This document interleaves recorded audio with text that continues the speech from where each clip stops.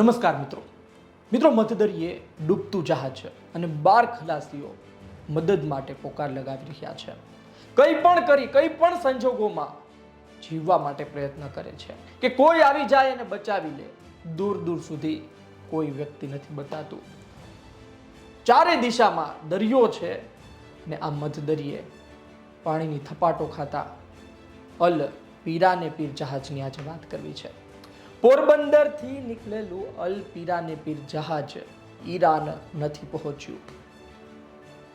આ જહાજ જળ સમાધિ લઈ ચૂક્યું છે, પાણીમાં સમાઈ ગયું છે, ડૂબી ગયું છે.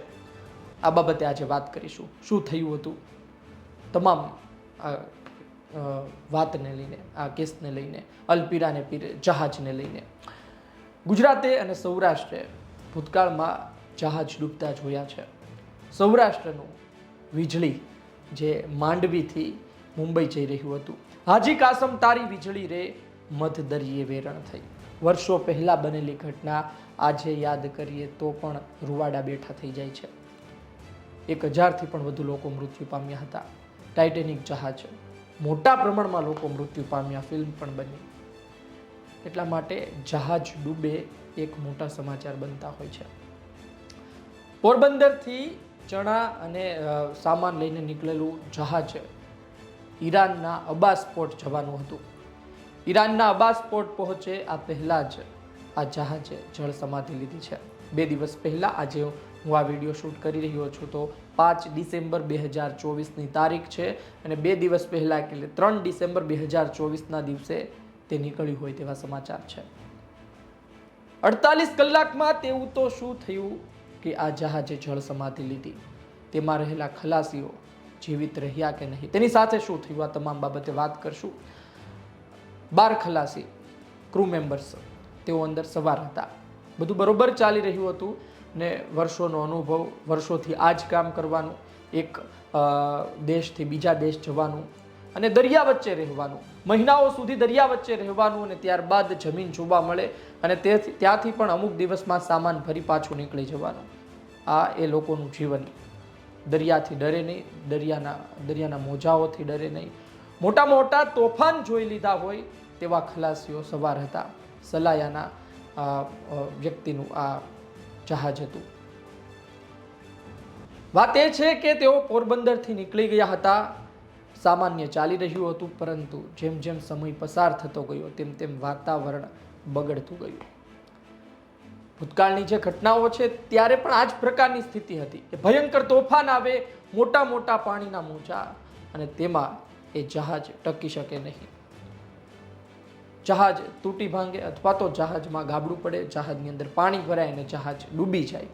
આ કેસમાં પણ તે જ પ્રકારનું કંઈ છે. વાતાવરણ બગડે છે.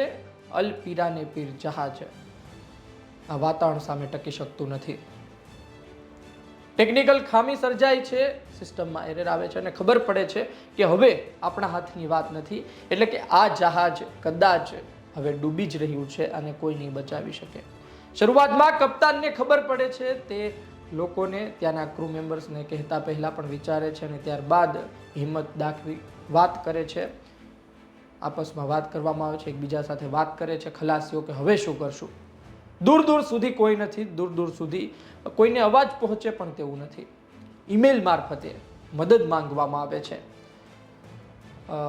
ઇન્ડિયન સેલિંગ વેસલ્સ એસોસિએશનના સેક્રેટરી દ્વારા ત્યારબાદ MRCC મુંબઈ સુધી આ વાત પહોંચે છે.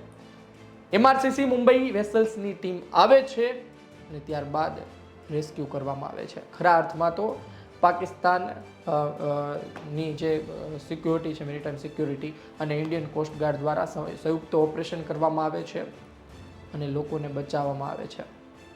આ 12 ખલાસીઓ રાહ જોતા હતા કે ક્યારે આવશે અને અંતે ત્યાં આવી પહોંચે છે કોસ્ટગાર્ડના જવાનો. એક બાદ એક 12 લોકોને બહાર કાઢવામાં આવે છે. તે લોકો, આ વિડીયો બનાવી રહ્યું છું ના, 1-2 દિવસમાં પોરબંદર ફરી પહોંચી જશે, પરંતુ એ જહાજ ફરી પોરબંદર નહીં આવે. સલાયાના માલિકનું એ જહાજ હવે ડૂબી ગયું છે, મધદરિયે એ વેરણ થઈ ચૂક્યું છે. એ જહાજમાં જે લોકો વર્ષોથી રહેતા હતા, મુસાફરી કરતા હતા, દરિયો ખેડતા હતા, એ તમામની યાદો હવે જહાજમાં તસવીરો પૂરતી સીમિત રહી ગઈ હશે.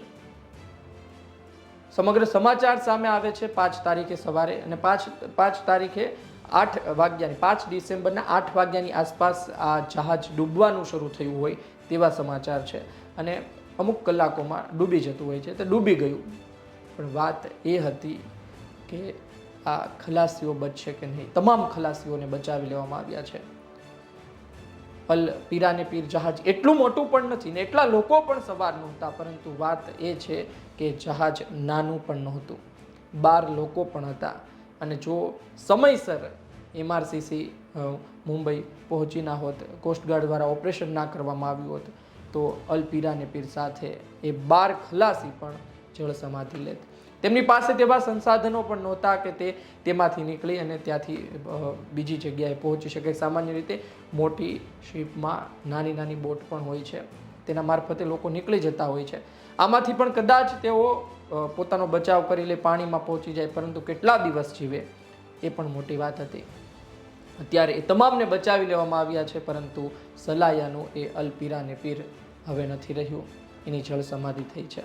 આ સમાચાર ફરતા થયા છે, અને તે જે સમગ્ર વિસ્તારના લોકો છે સલાયાના, તેમાં પણ આની ખૂબ જ ચર્ચા થઈ રહી છે. ફરી એક કિસ્સો સામે આવ્યો છે. જહાજ ડૂબ્યું છે, લોકો બચી ગયા છે, સદનસીબે મોટી વાત છે. હવે આવનાર સમયમાં ફરી એક વખત આ પ્રકારના કોઈ સમાચાર હશે તો લઈને આપની વચ્ચે હાજર થઈશું, પરંતુ કોઈ જહાજ ન ડૂબે તેવી આપણે આશા રાખીએ. જહાજ ડૂબવું ન ડૂબવું એ તો ત્યાંની પરિસ્થિતિ અને ટેકનિકલ સ્થિતિ ઉપર આધાર રાખે છે, પરંતુ આવી કોઈ સ્થિતિ ના સર્જાય એવી આશા રાખીએ. ગુજરાત તક જોતા રહો. આ વાત કેવી લાગી જરૂરથી કોમેન્ટ બોક્સમાં જણાવજો. આ કેસને લઈને, આ જહાજ અલ પીરાને પીરને લઈને આપની પાસે કોઈ માહિતી હોય તો કોમેન્ટ બોક્સમાં જરૂરથી લખજો, જેના થકી આ વિડીયો જોઈ રહ્યા છે તેના દર્શકો પણ કોમેન્ટ બોક્સમાં જઈ આ મેં કહી તેનાથી વધુ માહિતી મેળવી શકે. તો કોમેન્ટ બોક્સમાં આપની પાસે પણ જે માહિતી હોય તે જરૂરથી લખજો. આ વિડીયો સારો લાગ્યો હોય, પસંદ આવી હોય આ વાત, તો શેર કરજો. મને આપશો રજા. નમસ્કાર.